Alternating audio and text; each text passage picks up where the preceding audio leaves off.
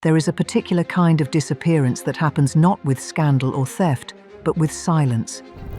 A jewel worn at a coronation ball, photographed on a duchess in full court dress, passed between royal hands for a century, and then, one quiet afternoon, consigned to an auction house. A lot number, a hammer, gone.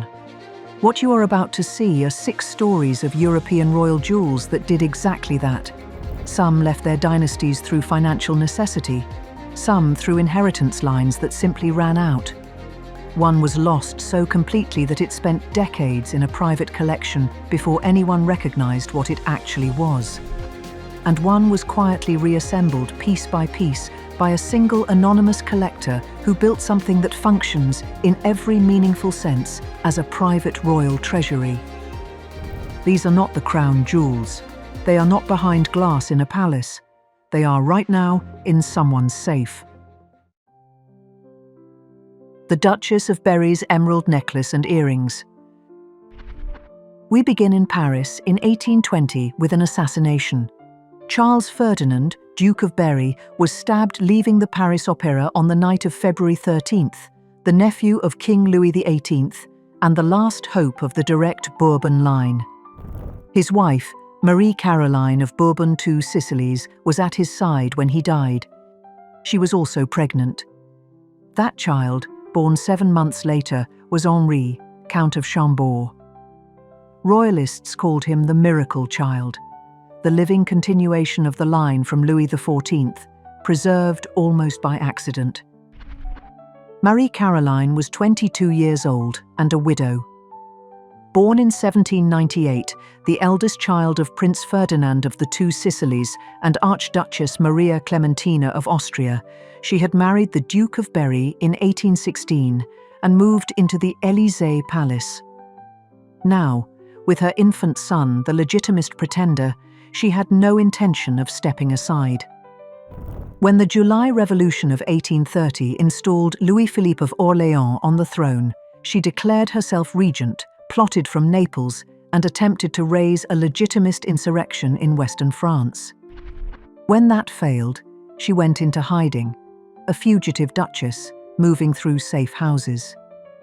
She was eventually betrayed and imprisoned in the Chateau of Blaye, where she gave birth to a daughter, exposing a secret marriage to Italian aristocrat Ettore Lucchesi Palli, contracted in 1831. The revelation destroyed her political credibility. Released in 1833, she spent her later years in Italy, buying the Venetian Palazzo Ca' Vendramine Calergi and reinventing herself as a patron of the arts. Through all of it, she kept her jewels. The emerald and diamond necklace and matching earrings that descended from her collection date from the first half of the 19th century. The necklace is set with rose-cut and cushion-shaped diamonds supporting detachable pendants with pear-shaped emeralds, the central stone weighing approximately 14.03 carats, with additional step-cut emeralds at the clasp and center, running to about 385 millimeters. The earrings mirror it precisely, step-cut emeralds surrounded by cushion-shaped diamonds with detachable pendants and hinged backs. Jewels made for a woman who expected to be seen. The set descended directly through her family. It was scheduled for a Sotheby's sale in 2016, then withdrawn at the last moment, adding its own layer of drama. When the necklace and earrings finally appeared at Sotheby's Geneva on November 15, 2017, estimated at 585,000 Swiss francs to 785,000, they sold for approximately $1.6 million, significantly above the high estimate. The buyer was not named. Somewhere, the jewels of a woman who once plotted the restoration of the French monarchy from Neapolitan exile are sitting in a private collection. Queen Victoria's sapphire bracelet, the missing piece. You will know the portrait. Winterhalter painted Queen Victoria in 1842, a young queen wearing a delicate sapphire and diamond coronet above her dark hair. That coronet was designed by Prince Albert in 1840, their wedding year, made by Joseph Kitching of Kitching and Abud, using sapphires and diamonds reset from pieces given to Victoria by King William IV and Queen Adelaide. The Victoria and Albert Museum has held it since 2019, when collector William Bollinger purchased it after a proposed overseas sale triggered a temporary export ban, and gifted it to the V&A as the centerpiece of the William and Judith Bollinger Jewellery Gallery. But the coronet was never alone. It was part of a suite, and for decades, one piece of that suite had effectively vanished. In 2019, London jewellery dealer Humphrey Butler acquired a sapphire and diamond bracelet as part of a larger private collection. Detailed research comparing style, construction and stones led to a conclusion that would have startled anyone tracking the suite. This bracelet had formed part of Queen Victoria's original sapphire suite, created in the 1840s, associated with the very coronet now at the V&A. The suite had once included a necklace sold at auction in the 1970s and now untraced. The bracelet had appeared once publicly at a Dorchester Hotel exhibition in 1953 among jewels lent by Princess Mary, Princess Royal and Countess of Harewood. That single appearance is the only display on record before its arrival at the V&A. The coronet is known to have been given to Princess Mary as a wedding present in 1922, and the bracelet appears to have accompanied it, passing from Victoria to her granddaughter and then into the broader Harewood collection. After 1953, it disappeared from view entirely. Not stolen, simply private, held within a collection, unrecognised, until a specialist eye identified it for what it was. Butler subsequently negotiated with the V&A to place the bracelet on long-term loan, reuniting it with the coronet in the gallery for the first time in over 70 years. The necklace, sold in the 1970s, remains untraced. It makes you wonder how many other pieces are out there, waiting for someone to recognise them. The Fabergé Aquamarine Tiara, Forget-Me-Nots and Budget Worries. The name Fabergé carries its own gravity, but this particular tiara, made for the 1904 wedding of Frederick Francis IV, Grand Duke of Mecklenburg-Schwerin, and Princess Alexandra of Hanover and Cumberland, is remarkable not just for what it is, but for the very human story of how it almost wasn't finished in time. The tiara is composed of 9 graduated pear-shaped aquamarines supported by open-work garlands of old cushion and rose-cut diamonds, arranged as forget-me-not flowers tied with ribbon bows and pierced by Cupid's arrows. The mount is most likely a special platinum alloy, the kind of delicate but strong structure that defines Belle Époque jewellery, allowing the motifs to appear almost weightless. A sculpture of romantic sentiment in every sense. And then there are the letters. Correspondence between the Grand Ducal Cabinet of Mecklenburg-Schwerin and Eugène Fabergé survives. A letter dated May 10, 1904, outlines 2 options: a diamond tiara for 10,000 rubles or an aquamarine and diamond tiara for 7,500 rubles. Design drawings were sent to Grand Duchess Anastasia Mikhailovna of Russia, the groom's mother, for approval. The drawings were not returned. Clear instructions failed to arrive. 2 weeks before the wedding, Fabergé still lacked confirmation of the design and materials. The tiara was delivered approximately a month after the June wedding. Alexandra was recorded wearing it with a pink silk dress and pearls at a court ball on July 8, 1904. There is something rather touching about that.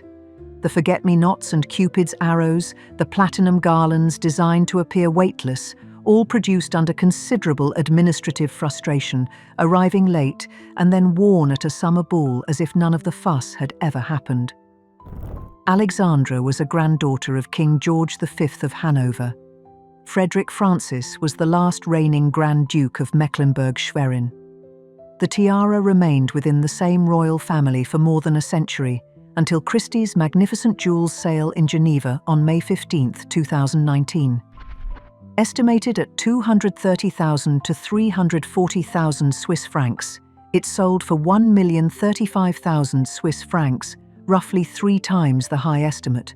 The buyer was not publicly identified. The Hohenzollern/Beauharnais Sapphire Tiara. One jewel, a century of alliances. If you wanted to trace the political marriages of 19th century Europe through a single object, this tiara would serve remarkably well. It begins with Stéphanie de Beauharnais, born in 1789 into a minor branch of the Beauharnais family. Napoleon adopted her and arranged her marriage to Charles, Grand Duke of Baden, in 1806 to cement Franco-German alliances. She was granted the rank of Imperial Highness and provided with lavish jewels. A note accompanying the sapphire Parure suggests she acquired the sapphires from her cousin Hortense de Beauharnais, the daughter of Josephine, who is known to have used her jewels as a financial resource. Whether this was a sale or a gift remains genuinely unclear. The early 19th century tiara that came to auction at Christie's Geneva in May 2021 is set with octagonal step-cut and oval sapphires, rose and old-cut diamonds in gold, approximately 49 centimeters long. A Swiss SSEF report confirmed 11 unheated Ceylon sapphires. The full parure, necklace, ring, bracelet, earrings, brooches, pendants and tiara, comprised 38 Ceylon sapphires of exceptional quality. Upon Stéphanie's death, the parure passed to her middle daughter, Princess Josephine of Hohenzollern-Sigmaringen, who remodeled part of the original sapphire belt into a more fashionable tiara. From Josephine, it descended to her son, Prince Leopold of Hohenzollern, who married Infanta Antonia of Portugal, daughter of Queen Maria II. That marriage brought something extraordinary into the collection. A sapphire crown from Queen Maria II herself, set with an impressive Burmese sapphire at its center. The 2021 Christie's sale therefore offered not only Stéphanie's original sapphires, but also this Portuguese crown, all preserved within a Hohenzollern branch of the family. Christie's noted that the parure had remained with descendants ever since its 19th century creation, meaning this auction was the first time these pieces had left the Hohenzollern orbit. The tiara sold for 525,000 Swiss francs. The necklace fetched 437,500 Swiss francs. The Portuguese sapphire crown sold for 1,770,000 Swiss francs. All buyers anonymous. A jewel connecting Napoleon's adopted daughter to a Hohenzollern prince and a Portuguese infanta, now in a private collection, its new owner unknown. The Odescalchi emerald necklace, a Roman princess in full regalia. On February 2, 1913, Vittoria Balbi-Cenerega married Prince Innocenzo Odescalchi.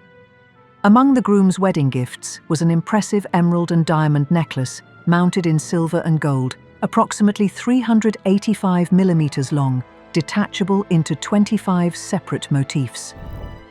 By family tradition, it had been purchased in Paris through an intermediary of an Indian Maharaja, a detail that speaks to the global gemstone trade, supplying European princely families with Colombian emeralds via dealers and royal patrons from India.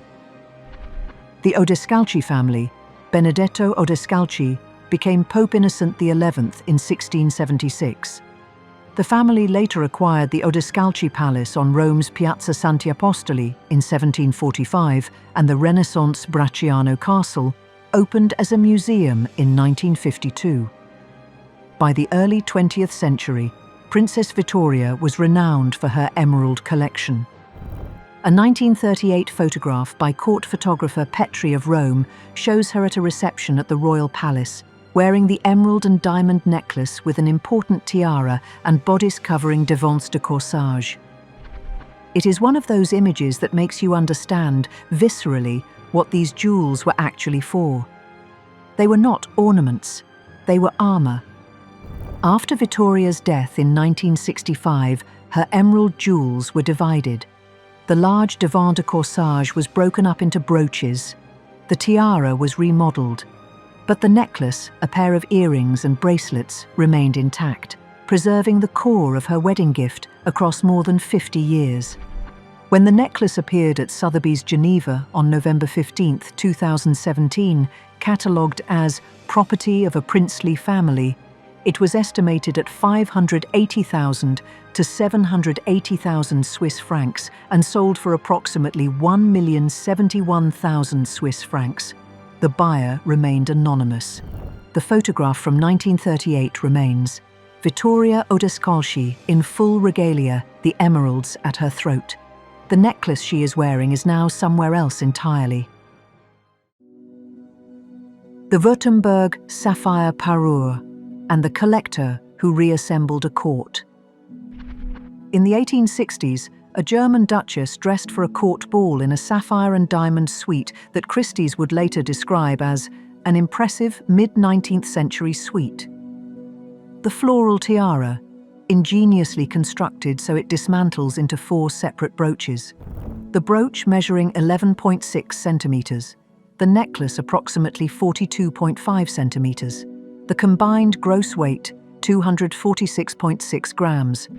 Swiss SSEF reports confirmed the sapphires as predominantly unheated Ceylon stones. What makes the suite unusual, Christie's emphasized, is that it survived without being cut up to follow later fashions, still in its original configuration. Provenance records trace it to Her Serene Highness Princess Margaret of Urach, Countess of Württemberg. Royal jewellery historians note the suite became the big gun of the Württemberg vaults, worn by Archduchess Rosa of Austria, Duchess of Württemberg, at grand wedding balls at Schloss Altshausen, and later by Princess Diane of Orleans, Duchess of Württemberg, for her children's weddings. Photographs from the 1950s through the early 1990s document it across generations. In November 2017, the suite was sold in Geneva from the Württemberg royal family, the moment it left direct dynastic ownership. The buyer was not named. By 2023, it re-emerged.